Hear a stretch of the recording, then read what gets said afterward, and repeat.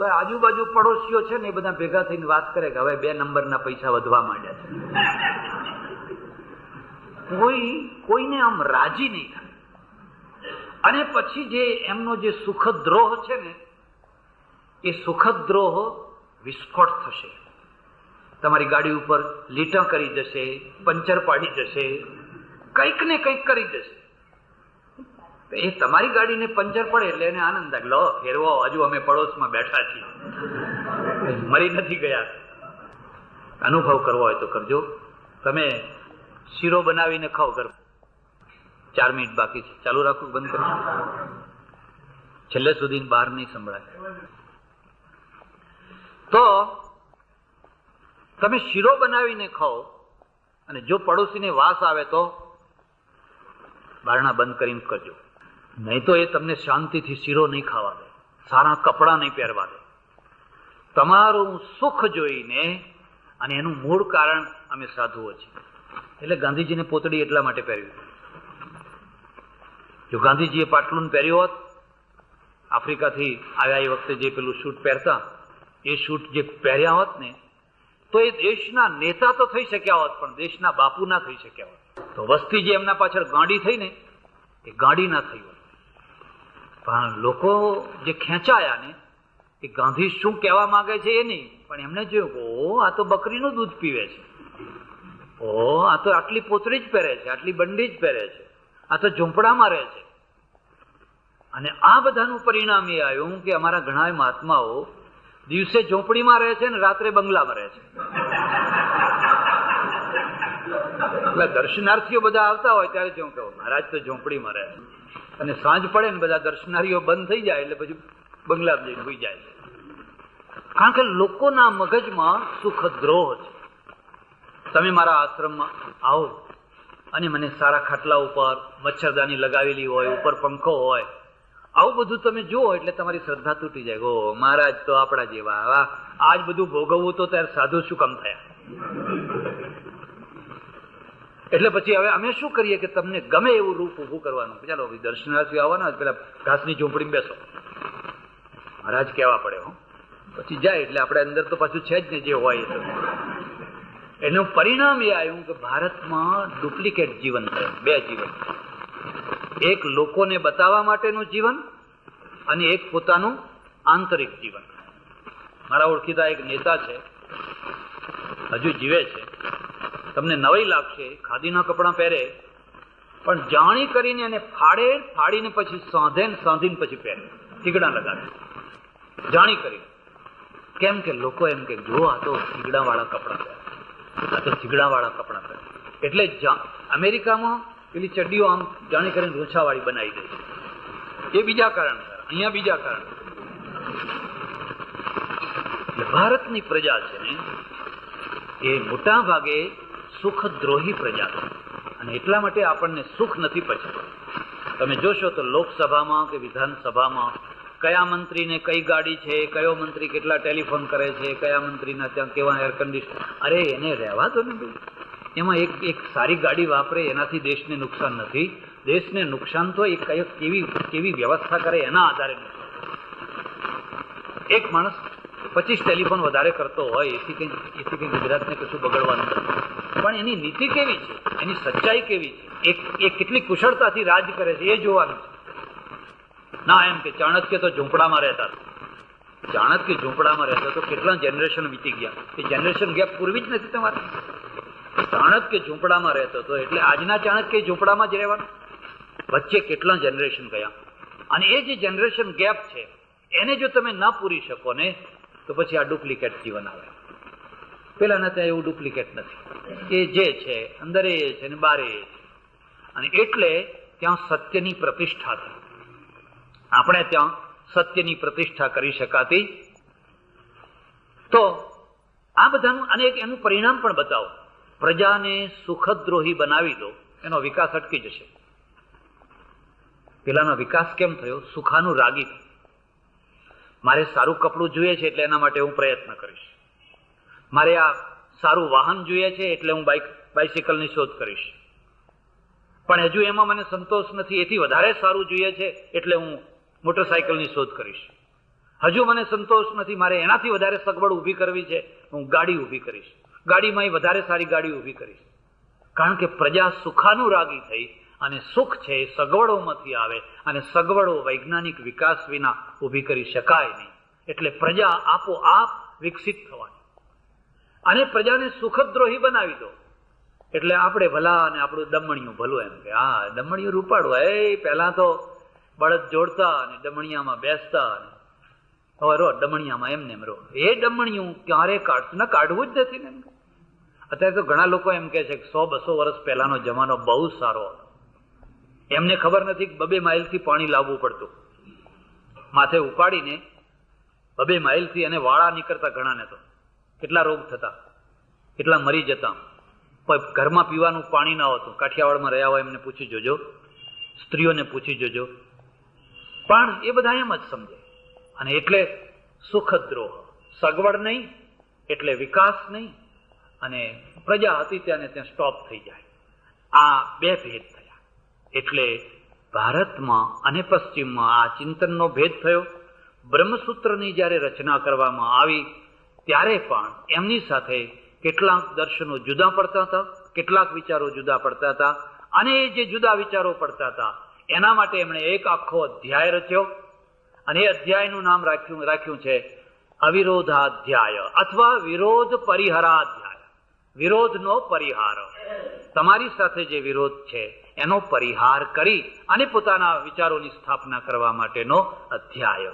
આ ગ્રંથ તો એવો ગ્રંથ છે કે તમારી પાસે 1-2 વર્ષનો પૂરતો ટાઈમ હોય, 2-3 વર્ષનો પૂરતો ટાઈમ હોય. રોજ સવારે 1 કલાક એક સૂત્ર એના ભાષ્ય સાથે ચાલતું હોય.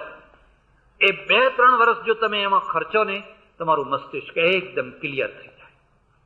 પછી કોઈ ભ્રાંતિ નહીં, કોઈ અશાંતિ નહીં, કોઈ ભ્રમણા નહીં, એકદમ ક્લિયર થઈ જાય. આપણી પાસે તો 4 દિવસ છે, એમાં 3 દિવસ તો પૂરા થઈ ગયા. હરિઓમ. કૃષ્ણ કનૈયા સદગુરુ નમઃ પાર્વતી પતે હર હર મહાદેવ હર. તારીખ 9-10-1989 વડોદરા મેસોનિક હોલ. પ્રવક્તા સ્વામી સચ્ચિદાનંદ પરમહંસ ભક્તિ નિકેતન આશ્રમ, પેટલાદ, દંતાલી.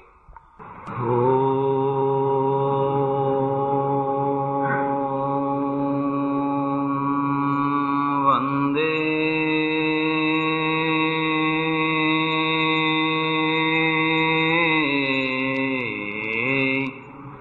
શિવમ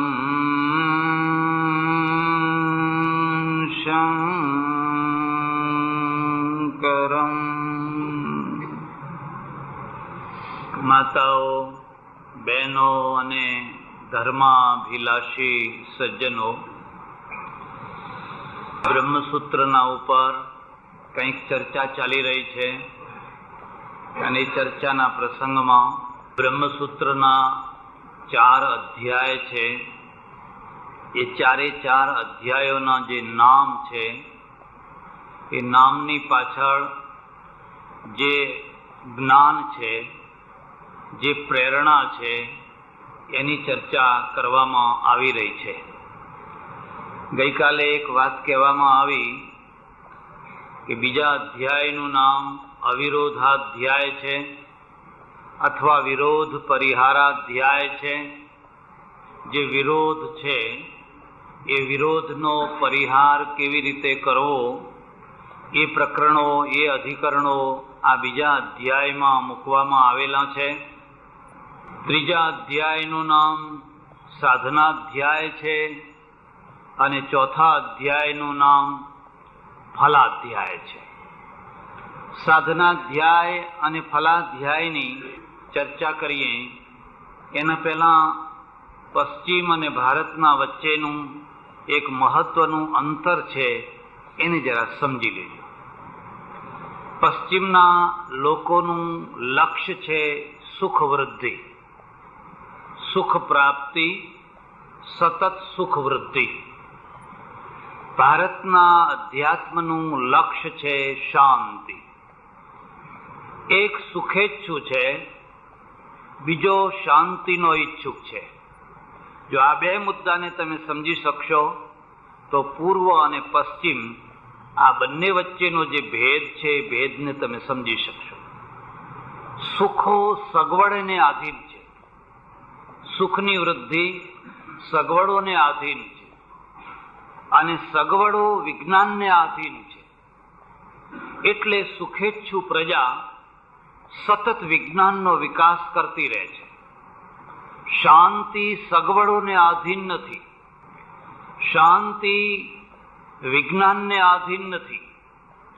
એક વ્યક્તિને શાંતિ મેળવવા માટે ઘણી સગવડો ઊભી કરવી અનિવાર્ય નથી, બલકે આપણા ત્યાં જે પ્રકારની પદ્ધતિ શરૂ થઈ એ એવી થઈ કે જો તમારે શાંતિ જોઈતી હોય તો સુખનો ત્યાગ કરો. બે વચ્ચેનું અંતર જોજો.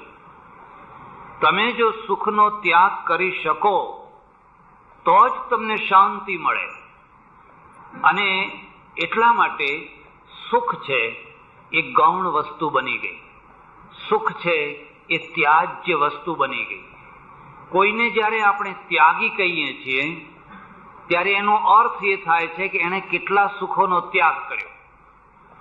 અને જેમ જેમ એ વધારે સુખોનો ત્યાગ કરે અથવા એને વધારે સુખ ત્યાગી આપણે જોઈએ એટલે એને વધારે નમસ્કાર કરવાની ઈચ્છા થાય, વધારે પ્રણામ કરવાની ઈચ્છા થાય. સુખના ત્યાગનું નામ ત્યાગ બનાવ્યું. પશ્ચિમમાં સુખના ત્યાગનું નામ ત્યાગ નથી.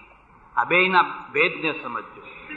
એ લોકો તમારે મહાપુરુષ થવા માટે, તમારે ઉત્તમ પુરુષ થવા માટે, તમારે સામાજિક સેવક થવા માટે કે ધાર્મિક સેવક થવા માટે કે રાજકીય સેવક થવા માટે સુખ ત્યાગી થવું જરૂરી નથી.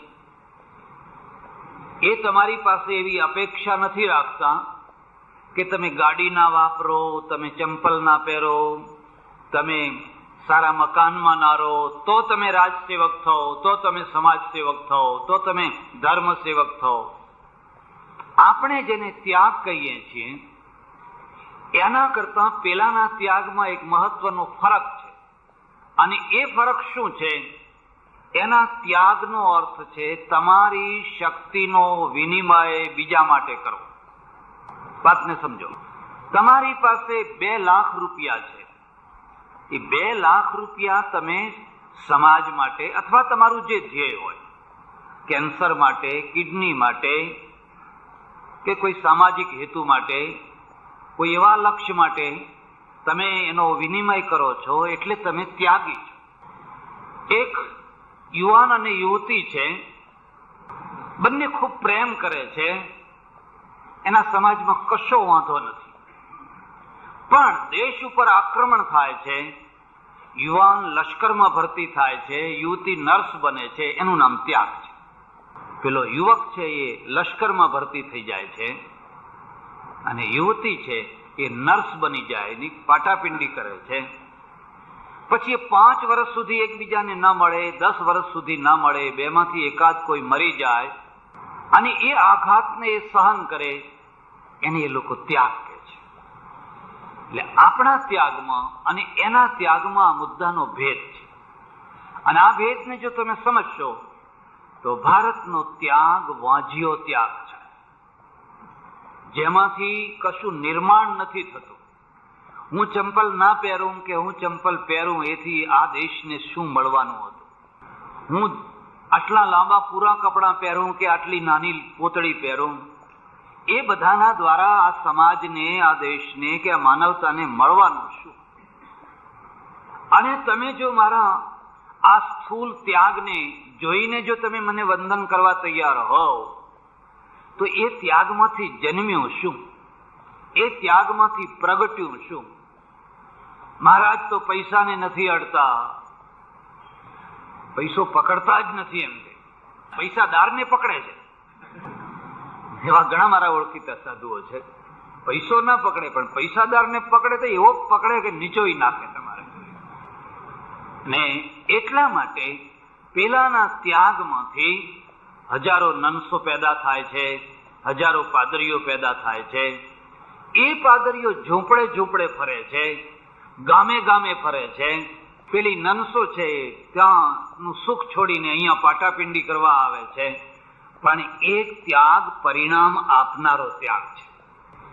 ત્યારે આપણા ત્યાગમાંથી હું સવારથી સાંજ સુધી ઉપવાસ કરું, વ્રત કરું, ઊંધા માથે લટકું, માનો એક પગે ઉભો રહું, મળશે શું? સમાજને શું મળશે? દેશને શું મળશે? આ બેયનો ડિફરન્સ. પણ આવો ડિફરન્સ થયો કેમ? એટલા માટે ડિફરન્સ થયો કે આપણે સુખ ત્યાગી છીએ. સુખના ત્યાગના દ્વારા શાંતિ મેળવીએ છીએ. પેલા સુખ ત્યાગી નથી, એ સુખને સ્વીકાર કરે છે. સુખને સ્વીકાર કરો એટલે સુખનો સ્વીકાર કરો એટલે તમે કદી પણ સગવડ દ્રોહી ના બનો. સગવડ દ્રોહી ના બનો એટલે તમે વિજ્ઞાન દ્રોહી ના બનો. આ ત્રણેયની લિંક છે. હવે તમે સુખ ત્યાગ કરો. ભારતમાં આ જ થયું છે. આપણે 4 પુરુષાર્થ માન્યા છે: ધર્મ, અર્થ, કામ અને મોક્ષ. આ 4 પુરુષાર્થ. એ 4 પુરુષાર્થમાં વિકાસની પ્રેરણા આપનારા 2 પુરુષાર્થો છે: અર્થ અને કામ. કામ એ ઈચ્છા છે અને એના માટે અર્થ છે. અર્થથી કામ ને કામથી અર્થ. પણ અર્થ અને કામ છેવાડાના બની જાય તો મહાપાપ થાય. એટલે પહેલા ધર્મ મૂક્યો છે. અર્થ ખરો પણ ધર્મના દ્વારા, કામ ખરો પણ ધર્મના દ્વારા. પછી મોક્ષ છે ને એને છેલ્લે રાખ્યો છે. પણ આ ક્રમને ઉલટાવી દીધો. પહેલો મોક્ષ આવી ગયો, પછી ધર્મ આવ્યો, અર્થ અને કામ ઉપર ચોકડી મૂકી દીધી. અર્થ અને કામ બંનેના ઉપર ચોકડી મૂકી દીધી.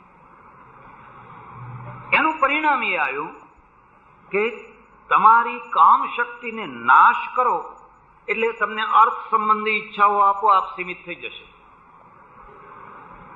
અને એનું પરિણામ છે કે ઉત્તરવર્તી કાળમાં જે શાસ્ત્રો લખાયા, જે ગ્રંથો લખાયા, ભારતનું મસ્તિષ્ક ઘડાયું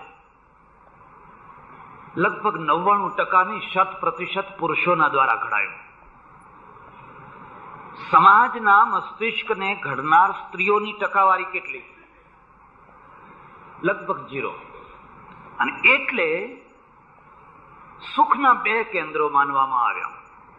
સુખના, એક સ્ત્રી અને બીજો પૈસો. આ સુખના 2 કેન્દ્રો. અને બે કેન્દ્રોનો ત્યાગ. સ્ત્રીનો ત્યાગ. બુદ્ધ સ્ત્રીનો ત્યાગ કરે. તમે બુદ્ધનું ચરિત્ર વાંચજો અને ત્યાગ કરે તો કોઈ એમ કે નહીં કે તમે તમારી યુવાન પત્નીનો ત્યાગ કેમ કર્યો. લોકો આરતી ઉતારે કે હા કઈ ત્યાગ કેવો પડે. જ્યારે વર્ષો પછી બુદ્ધ પાછા આવ્યા અને એમના નગર ગયા ત્યારે જે એમની પત્ની છે ને મળવા નહીં ગયેલી. એ રિસાઈને એક તરફ ઉભી રહેલી. આવડો નાનો જે રાહુલ હતો ને, એ રાહુલને જઈને કહેલું કે જા તારા બાપને કે તમે તો સાધુ થયા પણ મને હવે વારસામાં શું આપો છો? એ પ્રકરણ તમે જોજો. આપો જે સ્ત્રીનો તમે ચોરી વચ્ચે અગ્નિની સાક્ષી હાથ પકડ્યો અને સપ્તપદી પ્રતિજ્ઞા કરી, આખી જિંદગી હું તને સાથ આપીશ, તારો સાથ નહીં છોડું, તને નહીં છોડું. એ સ્ત્રીને રાત્રે સૂતેલી અંજાણમાં રાખીને તમે ભાગી ગયા. તમારે ભાગવું તું, મને કહેવું તો હતું. 10 દિવસ 15 દિવસ મહિના પહેલાથી મને કહ્યું હોત તો હું મારી માનસિક તૈયારી કરોત. પણ મને ભર નિદ્રામાં રાખીને તમે ભાગી ગયા. એટલે આપણે બુદ્ધનો જય જયકાર કર્યો પણ એ સ્ત્રીના પક્ષમાં શું હતી વેદના એનું કોઈ કશું ધ્યાન જ. કારણ કે તો ત્યાજ્ય વસ્તુ છે, ત્યાગો એટલે મહાન. કાલે મેં પેલું રામાનુજનું આવ્યું હતું, મને જરા ઈચ્છા હતી એટલે મેં જોયું. હું જ્યાં ઉતર્યો ત્યાં સગવડ છે. રામાનુજે પણ એમની સ્ત્રીનો ત્યાગ કર્યો. જેને જોયું હશે એની ખબર હશે. એમની સ્ત્રી, અને એ સ્ત્રી એવી જે આખી જિંદગી એના માટે ઝૂરતી રહી. અને આ એવા કે જયારે બાપ મર્યા ત્યારે હવન કરતા હતા, ફૂંકતા હતા. અગ્નિ નથી સળગતી, પેલો બાપ દુષ્કામ કરતો. ને માં મરી ત્યારે ઘડો ઘડે પાણી મંદિરમાં લઈ જતા હતા. બાપની મૃત્યુ વખતે ના હાજર રહ્યા, માની મૃત્યુ વખતે ના હાજર રહી શકાય, એક જ જગ્યાએ હોવા છતાં. અને પત્ની એના પગમાં પડી પણ એને છોડીને ચાલ્યા ગયા, મહાન થઈ ગયા. પણ સ્ત્રીનો વકીલ કોઈ છે? એક મહાન પુરુષ છે ને, એ મહાન પુરુષના પાછળ જે એનો તો કોઈ વકીલ નહીં. એને લોકો એમ જ કહે કે આ તો ભાઈ, આ તો તમારી 71 પેઢી તારી નાખી. અને આવી તો કેટલા લોકોની કથાઓ છે, કેટલા લોકોની કથાઓ છે. એનું મૂળ કારણ ક્યાં છે? એનું મૂળ કારણ છે પુરુષોએ આ મસ્તિષ્ક ઘડ્યું, અને મસ્તિષ્કના કેન્દ્રમાં બે વાતોનો ત્યાગ છે. કારણ કે સુખના કેન્દ્રો બે એમણે માન્યા, એક સ્ત્રી અને બીજો પૈસો એટલે લક્ષ્મી. લક્ષ્મીના દ્વારા સગવડો મળે અને સ્ત્રીના દ્વારા સીધી સગવડ મળે. અને બેયનો ત્યાગી હોય કાંચન અને કામિની. કાંચન અને કામિની આ બંનેનો ત્યાગી હોય એ ઈશ્વરનો સાક્ષાત્કાર કરી શકે, એ ઈશ્વરની પ્રાપ્તિ કરી શકે, એ મોક્ષનો અધિકારી થઈ શકે. એટલે તમારે ત્યાં આ બેયના ઉપર ચોકડી મુકાઈ, એ આદર્શ થયો. અને એનું પરિણામ એ આવ્યું કે તમારે ત્યાં જે ઈચ્છા શક્તિ ને, એ ઈચ્છા શક્તિ ક્ષીણ થઈ ગઈ. કારણ કે ઈચ્છાનું કેન્દ્ર કામ છે. એને મારી નાખો એટલે બાકીની ઈચ્છાઓ આપોઆપ ધીરે ધીરે સમાપ્ત થઈ જશે. તમારે જોવું હોય તો જોજો, રાજશક્તિ અને કામ શક્તિ આ બેયને મેળ છે. હું તમને એ વિષયમાં વધારે ઊંડાણમાં નથી લઈ જવા માંગતો, પણ જે કામ શક્તિને જે કચડનારી પ્રજા છે ને, એ કદી રાજશક્તિ ભેગી કરી શકી જ નથી. એ કદી પણ એને રાજશક્તિ પ્રાપ્ત કરી જ નથી. એ નમાલી પ્રજા થઈ છે. આખો ઇતિહાસ તમારે 3000 વર્ષનો ઇતિહાસ જોવો હોય તો જોઈજો ને, મારી ભૂલ થતી હોય તો મને સમજાવજો. પણ આ કરવામાં આવ્યું અને એનું પરિણામ એ આવ્યું કે તમે સગવડો ના વિકસાવી શક્યા, તમે વિજ્ઞાનને ના વિકસાવી શક્યા. તમારે ત્યાં મહાપુરુષો થયા, પણ એ મહાપુરુષો છે ને, એ જૂની વાતોને પુષ્ટ કરનારા, જૂની વાતો પાછળ મગજ લગાડનારા, નવું પ્લેટફોર્મ કરનારા નહીં, નવી વાતો કાઢનારા નહીં. એને આપણે આજે પણ સ્વીકાર નથી કરતા. બહુ રૂઢિચુસ્ત ધર્મગુરુઓ પાસે જઈ અને તમે વિજ્ઞાનની વાત કરો તો તિરસ્કાર કરશે કે વિજ્ઞાનમાં પડવું નહીં, એ તો બધા ગપ્પા છે, એમાં કંઈ નથી, એ તો નાસ્તિક છે. આજે પણ આપણે વિજ્ઞાનને પચાવી નથી શકતા. ત્યારે એ બ્રહ્મસૂત્રના મૂળમાં તમે આવો, તો મૂળમાં બ્રહ્મસૂત્ર છે. એને સાધનાધ્યાયની અંદર સાધનો શું બતાવ્યું. બહુ સરળ વાત છે, બહુ સ્પષ્ટ વાત છે. ઘણા શાસ્ત્રાર્થો થયા છે, અને શાસ્ત્રાર્થો કોના સાથે થયા છે? તૃતીય અધ્યાયનો તૃતીય પાદ અને બીજા અધ્યાયનો બીજો પાદ શાસ્ત્રાર્થની દ્રષ્ટિએ બહુ મહત્વનો છે. શાસ્ત્રાર્થ, પહેલો શાસ્ત્રાર્થ કર્મકાંડીઓ સાથે થયો છે, પૂર્વ મીમાંસકો સાથે થયો છે. વચ્ચે બીજી વાત કહું. બીજી વાત શું છે? તમારે ત્યાં એક વર્ગ સુખ ભોગી રહ્યો, નહીં એમ નહીં, સુખેચ્છુ સુખ ભોગી રહ્યો, પણ એને પણ આ સંસારમાં સુખ નહીં, સ્વર્ગનું સુખ, સ્વર્ગનું સુખ. ઇન્દ્રનું પદ પ્રાપ્ત કરો, ફલાણું પદ પ્રાપ્ત કરો. અને એ પદ મળે તો કેવી રીતે મળે? ફલાણો યજ્ઞ કરો, ફલાણી વિધિ કરો, આટલા વર્ષનો યજ્ઞ કરો, આટલો મોટો યજ્ઞ કરો. તમારામાંથી કોઈ ભણેલા હો સંસ્કૃત, હું એને ભલામણ કરું છું કે તમે પૂર્વ મીમાંસા વાંચજો ને એના ઉપરનું શાબરભાષ્ય વાંચજો. અને પૂર્વ મીમાંસાનું શાબરભાષ્ય તમે વાંચશો તો તમને કલ્પના થશે કે આ સ્વર્ગ, એમાંથી તો બૌદ્ધ ધર્મ પેદા થયો. પશુને કેવી રીતે મારવું, કેવી રીતે બાંધવું, અને મારતી વખતે કયો મંત્ર બોલવો, એની જીભ ક્યાં મૂકવી, એનું હૃદય ક્યાં મૂકવું, એના પગ ક્યાં મૂકવા, બધી ઝીણી ઝીણી ઝીણી ઝીણી બાબતો છે. અને પછી આ બધામાંથી કોને કયો ભાગ આપવો, માથા ઉપર કોનો અધિકાર, ફલાણા ઉપર કોનો અધિકાર, તમે વાંચજો. એ બધું આ બધું શા માટે છે? લોકોત્તર સુખ મેળવવા માટે. અહીંયા તો કશું સુખ છે જ નહીં, પણ ઉપર જે સ્વર્ગના જે દિવ્ય સુખો છે ને, એ દિવ્ય સુખો યાદ રાખજો. આ લોકો શાંતિની શોધમાં નથી, સુખની શોધમાં છે. પણ સુખના સાધન શું ખોળી કાઢ્યા? સુખના સાધન ખોળી કાઢ્યા યજ્ઞો કરો. લાંબી લાંબી વિધિઓ, મોટી મોટી બધી સામગ્રીઓ, આ લાવો તે લાવો, ફલાણું પાણી જોઈએ, આ પાણી જોઈએ, આ ઝાડનું લાકડું જોઈએ, ફલાણા ઝાડનું લાકડું જોઈએ, એવી બધી લાંબી લાંબી વિધિઓ ઊભી કરી. અને એમાંથી પશુ બલિ, અને પશુ બલિમાંથી પ્રજાનો કકળાટ, ને કકળાટમાંથી બુદ્ધ અને મહાવીર. બુદ્ધ અને મહાવીરની ભૂમિકા અહીંયાથી ઊભી થઈ. એટલે સુખ ભોગી ખરા, પણ હવે સુખ છે તો સ્વર્ગમાં કેવા સુખ છે? તમે વાંચ્યા કોઈ દિવસ સ્વર્ગના સુખ?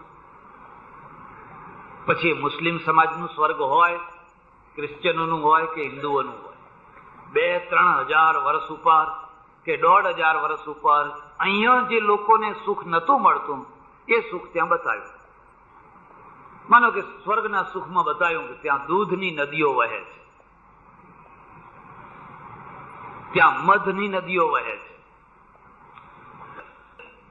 કારણ કે અહીં લોકોને દૂધ નહીં મળતું હોય, અહીંયા લોકોને મધ નહીં મળે. કોઈ લોકોએ વળી એમ પણ કહ્યું કે ત્યાં શરાબની નદીઓ વહે છે, દારૂબંધી હશે. જે અપ્રાપ્ત વસ્તુઓ હતી, અને એની સૌથી કનિષ્ઠમાં કનિષ્ઠ જે દૃષ્ટિ છે ને, ત્યાં અપ્સરાઓ છે. અપ્સરાઓના નામ છે, એના સેક્શન છે. કયું પુણ્ય કર્યું હોય તો કયું સ્વર્ગ મળે, ને કયું સ્વર્ગ મળે તો કયું સુખ મળે.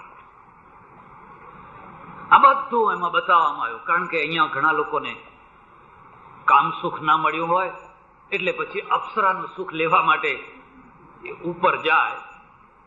એટલે સુખ ઈચ્છા ખરી, પણ સુખ માટેના જે સાધનો બતાવ્યા, પણ નવાઈ એ છે કે એમાં કોઈ જગ્યાએ એવું નથી લખ્યું કે ત્યાં ટીવીનું સુખ છે, વિડીયોનું સુખ છે.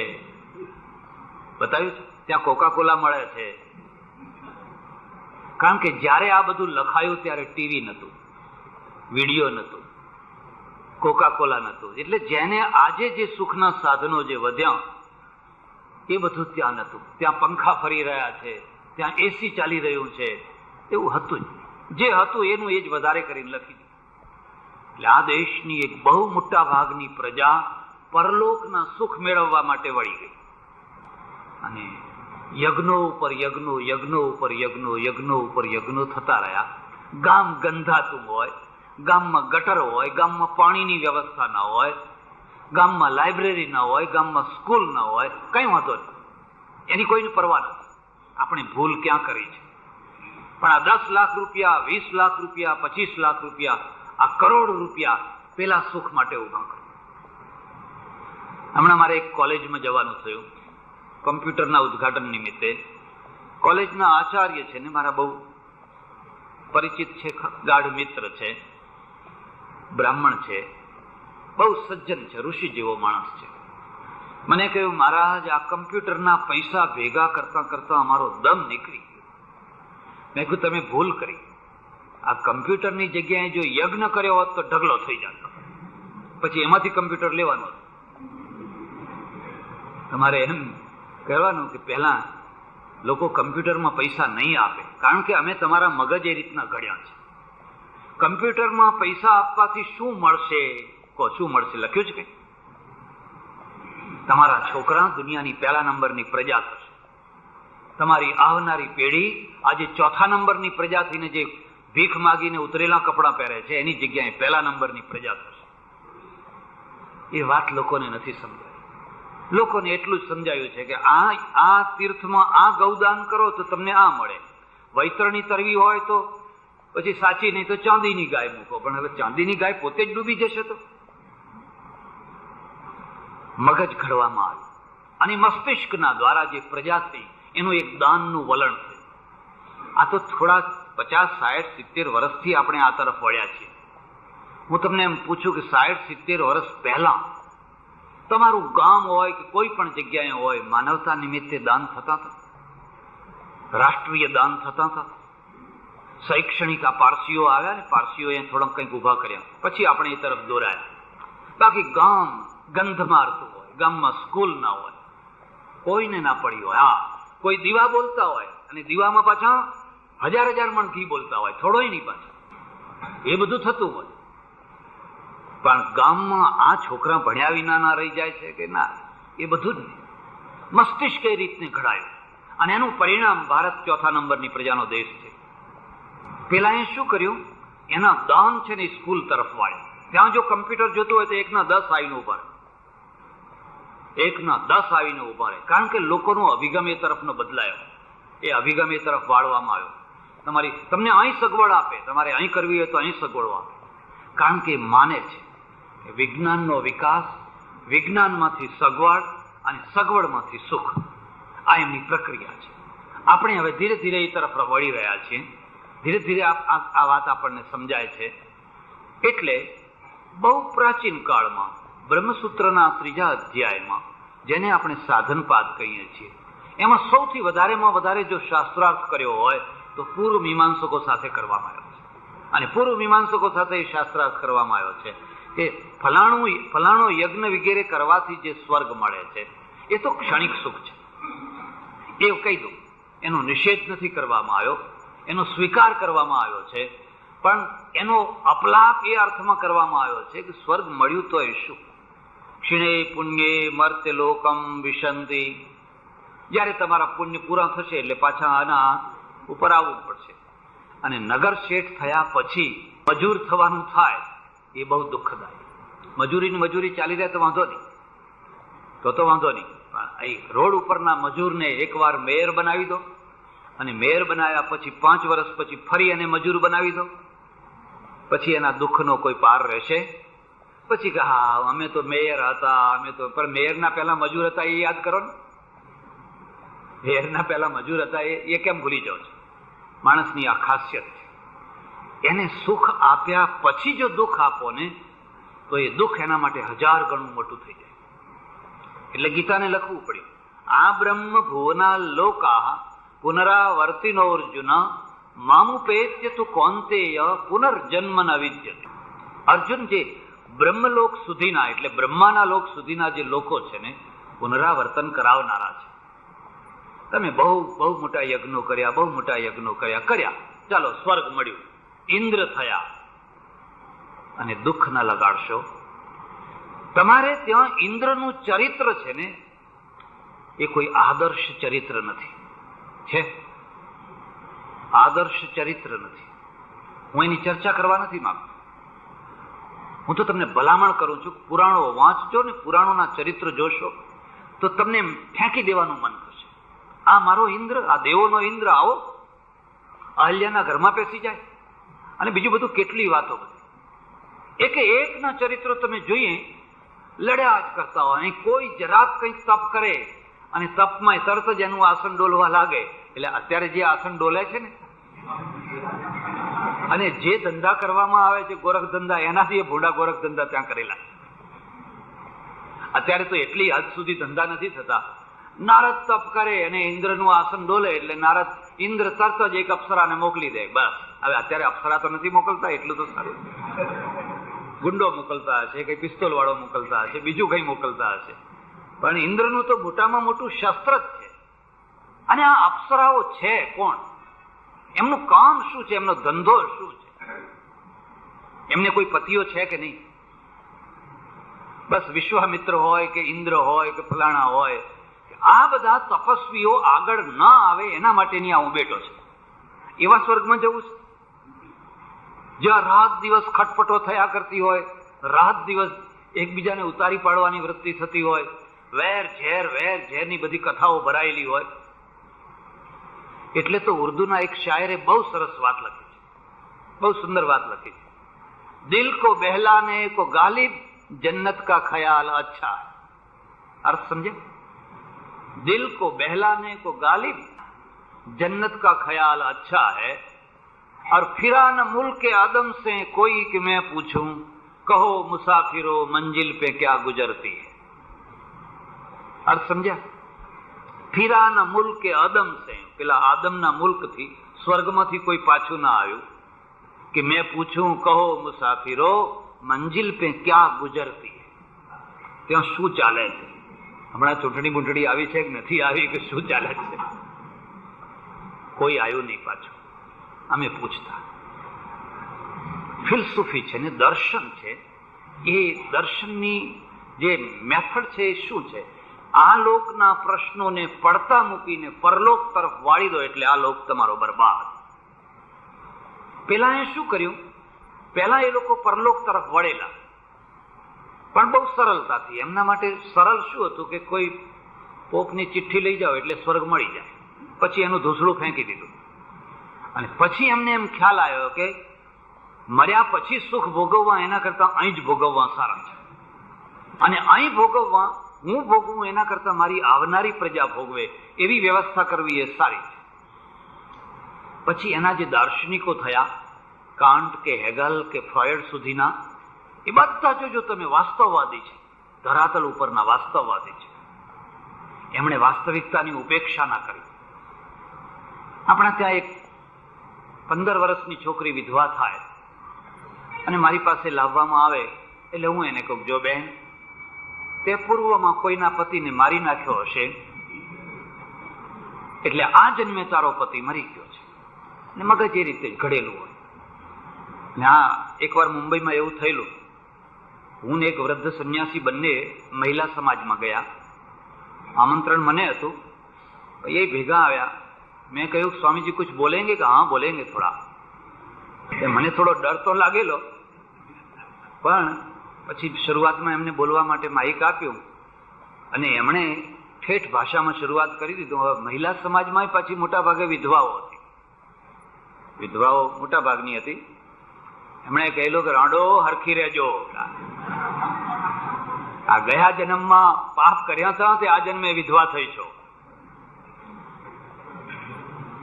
આ તો મલમ ચોપડવાની જગ્યાએ મીઠું ભભરાવી દીધું. એક તો ઘા લાગેલા છે, દાઝેલા છે, આ બિચારા દુઃખી છે, એના ઉપર મલમ ચોપડવાની જગ્યાએ ઉપરથી મીઠું ભભરાવી દીધું. એટલે અમે તો લોકોને એમ સમજાયું કે તે કોઈના પતિને મારેલો એટલે તને તારો પતિ ગયો. તે કોઈના છોકરા છે ને એને મારેલા એટલે આ જન્મે તને છોકરા નથી થતા. મગજમાં વાતો જ આવી બેસાડી દેવાની. વાસ્તવિક ઉપાય નહીં ને વાસ્તવિક સાધન નહીં. બસ હવે મહારાજ, મેં ગયા જન્મે કોઈના છોકરા મારી નાખેલા, તો આ જન્મે મને છોકરા નથી થતા, તો હવે મારે કરવું શું? હવે પ્રાયશ્ચિત કરો. ચાલો નર્મદા કિનારે લઈ જઈએ, ચાલો ગંગા કિનારે લઈ જઈએ, ફલાણી વિધિ કરો, ફલાણી વિધિ કરો, ફલાણી વિધિ કરો. જીવનની વાસ્તવિકતાને અને કાંઈ લેવા દેવાના. આપણે આ રસ્તે ચડી ગયા, આ રસ્તે ચડી ગયા. પેલા લોકો બીજા રસ્તે ચડી ગયા. એમને કહ્યું શરીર તપાસો, શરીરમાં ક્યાં ગૂંચ પડી છે, એના શરીરમાં કોઈ જગ્યાએ કંઈક, કોઈ નસમાં, કોઈ ફલાણામાં, કોઈ જગ્યાએ, એના પતિમાં, એના કારણે બાળકો નથી થતા, એ તપાસો. એ રસ્તે ચડી ગયા. બેયના પરિણામ શું આવ્યા? આપણે સદીઓથી આ રસ્તો લેતા રહ્યા ને એના કોઈ પરિણામ નહીં. લોકોને ઉઠા જ ભણાવ્યા, અને લોકોને પણ ઉઠા ગમે છે. એ પણ હું તમને કહી દઉં, એમને સવાયા નથી ગમતા, દોઢા નથી ગમતા, અડિયા નથી ગમતા, પણ એને ઉઠા જ ગમે છે અને ચક્કર કાઢ્યા કરે. પેલા એ રીતસરનું કહ્યું નહીં. એ કદી એમ નહીં કે તમારા પૂર્વજન્મના કારણે બાળકો નથી થતા. એ આખી જે ડોક્ટરી તપાસ કરવી હોય કરશે, પુરુષની, સ્ત્રીની, એ બધી. મારી પાસે એક અમારે ઉત્તર ગુજરાતના એક પટેલ છે, રિટાયર્ડ મામલતદાર, એટલે એ જમાનાનો. એની 22 વર્ષની છોકરીને લઈને આવ્યો. મને કે મહારાજ, આના માથા ઉપર હાથ મૂકો અને આશીર્વાદ આપો, આખી જિંદગી હવે ભજન કરે. મેં કોઈ એના માથા ઉપર નહીં, મારે તમારા માથા ઉપર હાથ મૂકો. મને કે મારા માથા ઉપર મૂકો. બાપજી, મારે ભજન જ કરવું છે ને. એમણે આમ માથું કર્યું. મેં કે મારે તમને ભજન કરવાનો આશીર્વાદ નથી આપવો, મારે તમને આશીર્વાદ આપવો છે કે 2 વર્ષમાં આ છોકરીને પરણાવી દો. એમ કે મારું નાક કાપવા આવ્યા છો? અમારામાં નાતરું થાય જ નહીં. એમ કે અમે નાતરું કરતા હોઈશું? મેં કહ્યું મને ખબર છે, હું જાણું છું, પણ હું તમને ધરાતલનો રસ્તો બતાવું છું. આ ભજન નહીં કરી શકે, અને જો તમે 2 વર્ષમાં તમારી રીતે કોઈ વિધુર, કોઈ તમારા સમાજનો કોઈ એને યોગ્ય માણસ સાથે એને નહીં પરણાવો, તો હું તો તમને ખાલી ઘસરકો થોડોક કરીશ, જે 8 દિવસમાં રૂજાઈ જશે. મહિના 2 મહિના લોકો વાતો કરીને પછી રૂજ આવી જશે, પણ આ તો તમારું મૂળમાંથી કાપી નાખશે. યાદ રાખજો, આ મૂળમાંથી કાપી નાખશે. મારી વાત ના માની, અને 6 જ મહિનાની અંદર એવું થઈ ગયું, વિધર્મીને સાથે એવું થઈ ગયું. મેં કહ્યું લે હવે કાપના, અરે હવે નાક બચાય હવે, કારણ કે તમે ધરાતલના રસ્તાને પસંદ ન કરો. પેલાની આખી ફિલસૂફી ધરાતલ ઉપર છે. એ કહે છે બરાબર છે, એ બીજી જગ્યાએ પરણે, મરતી વખતે કઈ મરે, તું પરણજે. આ પ્રેમ છે, આ તો મોહ છે કે તું બીજાને પરણીશ નહીં, ઝૂરી ઝૂરીને મરજે, આખી જિંદગી દુઃખી થઈને મરજે. એ તો એક પ્રકારનો મોહ છે. એનો પતિ એને કહે જો તું તો હજુ 20, 22, 25 વર્ષની છે, તારે લાંબુ જીવન 70, 80 વર્ષ સુધીનું જીવન કાઢવાનું છે.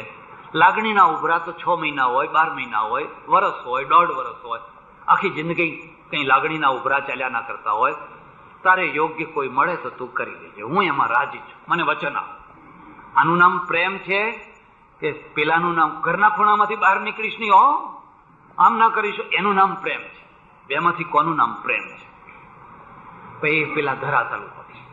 તમે એમ ના સમજતા હું બધું પેલા જ પક્ષ લઉં છું, પણ મારે જે મુદ્દાની વાત કરવી છે આ છે કે આપણે સુખ દ્રોહી બન્યા. એટલે આ વિધવા આખી જિંદગી વૈધવ્ય પાડીને એનું શું થશે એની કલ્પના જ ના. 8 વર્ષની કેટલી છોકરીઓ આજે 80 વર્ષની ઉંમરે પહોંચેલી મેં જોઈ છે. એમણે એમના પતિ જોયા જ નથી, એમનું ગામે જોયું નથી, પણ કોઈએ એવો વિચાર ન કર્યો કે આ 80 વર્ષ સુધી પહોંચતા એની દશા શું થઈ હશે. કેમ કે ઓયડી આપી છે ને, વીઘો ખેતર આપ્યો છે ને, એને શું ખૂટેલો? મણ બાજરી જ જોઈએ ને. બસ ત્યારે તમે જીવનને સમજી શક્યા છો. બસ હરિકીર્તન કરો, મણ બાજરી ખાઓ, પતી ગયું. અને જો તારી કંઈક ભૂલ થઈ તો પછી અમે તને જીવતી રહેવાના દેવાના નથી, અમે પછી તને સળગાવી મારવાના છે. અને આમાંથી આપણા સમાજમાં એક બહુ મોટું અંતર થઈ ગયું, અને એ અંતર એ થયું કે આપણે સુખને સ્વીકારી નથી શકતા. આજે 40-45 વર્ષે કોઈ વિધુર થયેલો પુરુષ હોય ને પરણવાની વાત કરે એટલે લોકો એમ કહે હવે કાકા લાકડા તો સ્મશાને પહોંચ્યા.